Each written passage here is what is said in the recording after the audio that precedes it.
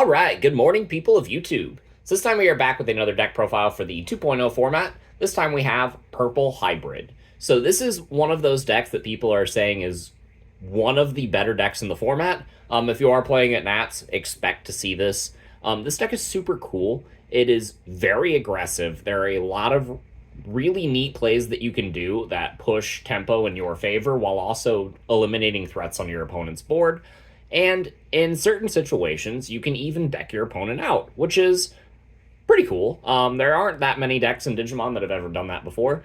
So without further ado, let's go ahead and get into the card by card. If you like this kind of content, make sure you guys like and subscribe. Here are the Digitama, as always. We got the 4 copies of the Mervamon. Draw 1, discard 1. Good purple egg. Helps you get your pieces. Helps you get your Velgrmons in trash, which is really important. 5th egg is going to be the single copy of Cupimon. Cupimon is on deletion, discard a card, gain a memory, which is also pretty nice. It helps you push tempo whenever you're making that final turn, or if you just need to make more hybrids. Like, it's a good egg, and we don't play enough level 5s to make use of the other Demimera, so I think this is the second best egg that we could be playing in this deck. So for the Tamers, we got 4 copies of the Koichi, that's the dual color.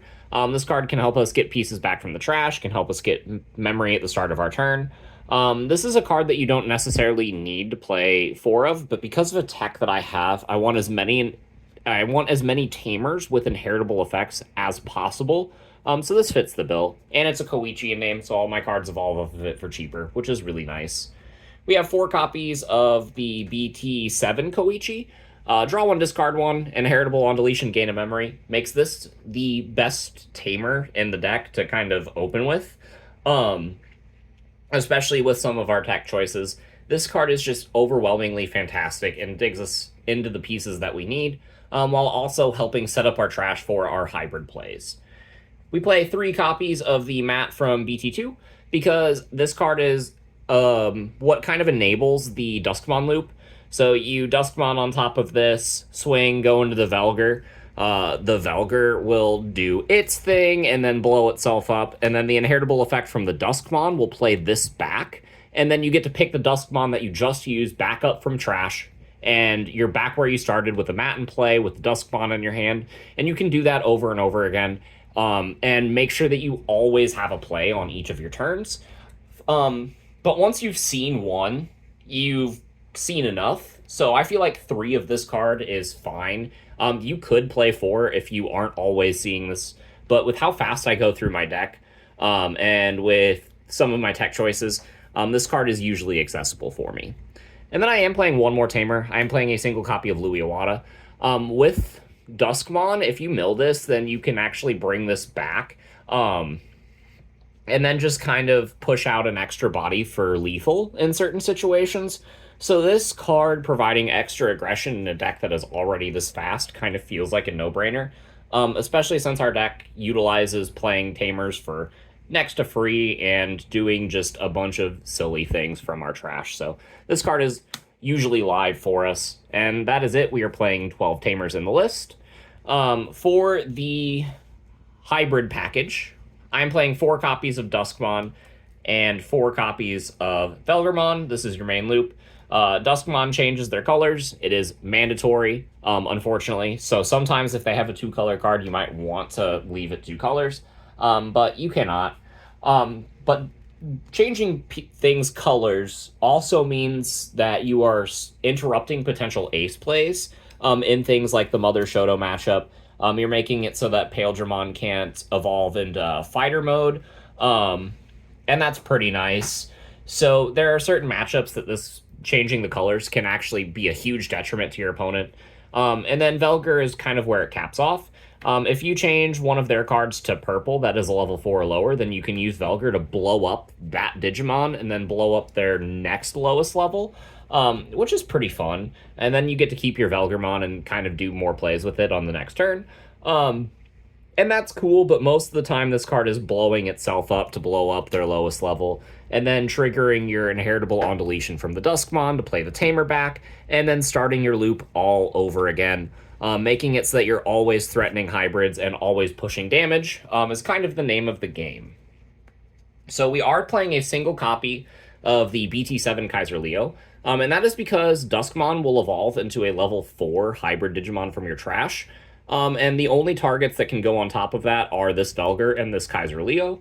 And if you have the Koichi in your sources, then this has retaliation, so that's pretty cool. But it's another hybrid that you can use to threaten lethal. It's just a good card, and it's a nifty one of, so I wouldn't play any more than that, but it serves its niche. And then I'm playing 2 copies of the new Kaiser Leo. This card will evolve off of Koichi for relatively cheap, blow something up, has retaliation, so you can kind of threaten their bigger bodies with this card. Not only that, but if you pull this back with Merva, then this card will gain Rush because it has retaliation. And so in situations where you've threatened a bunch of damage early game, you can just activate a bunch of Jack Raids and then Merva into one of these and like an Ignite and then just close out game. That's really fun. I've done that a couple times, and Kaiser Leo is definitely a good card in this version of the deck. So going on to the rookies, we have 5 Ukomons, because this is kind of like a rookie rush deck at the end of the day, where you're just rookie rushing, playing hybrids, doing a bunch of damage. The Ukomons are accruing you extra resources as you are making your plays, so they're kind of a no-brainer for this deck. They combo pretty well with the Demi-Maras. It's just a fantastic card, and one of the best rookies in Digimon that you can play.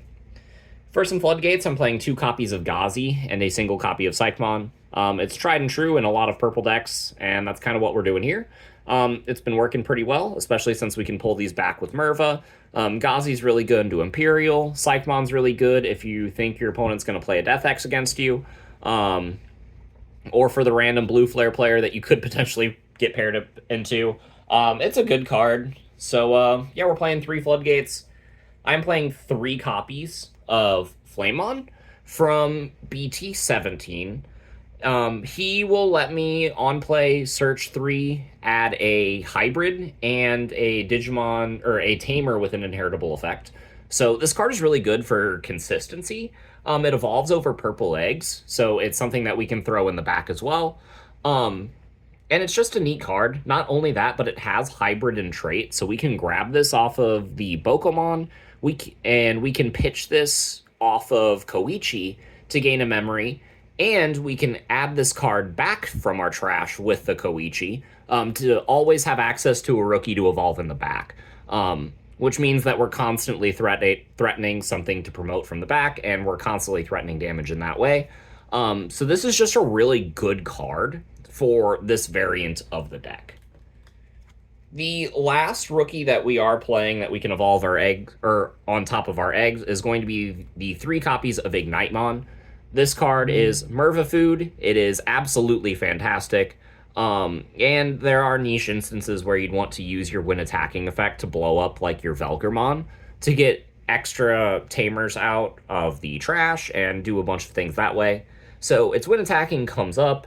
Its inheritable effect combos really well with the Merva, and I'm just playing 3 so that I always have access to at least 1, or access to a couple of rush bodies if I need access to the Merva play in the mid game, so that Merva can always close it out if I need to rely on her. Speaking of the Merva, we are playing 2 copies. I feel like 2 is all you need. Matt grabs her back.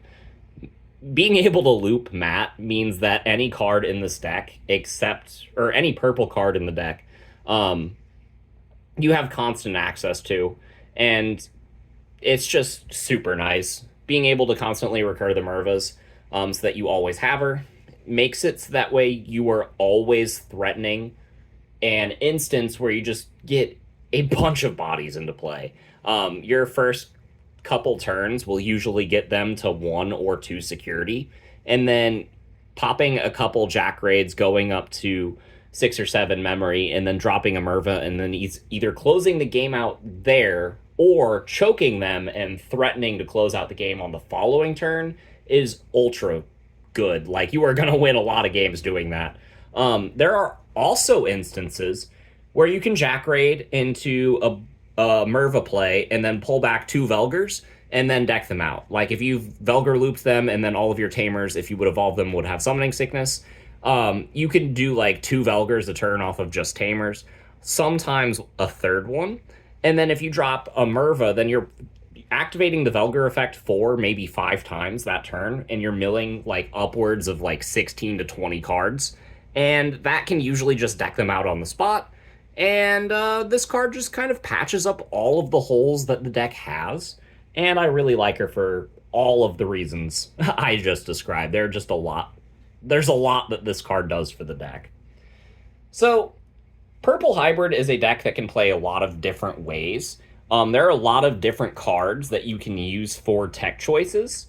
And there's a lot of open space in the deck.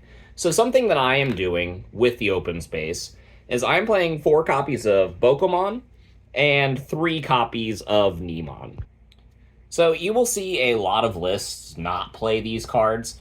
I really like them for what they do for you in the early and the mid game, and some of the nasty combos that you can do in the late game to kind of close out.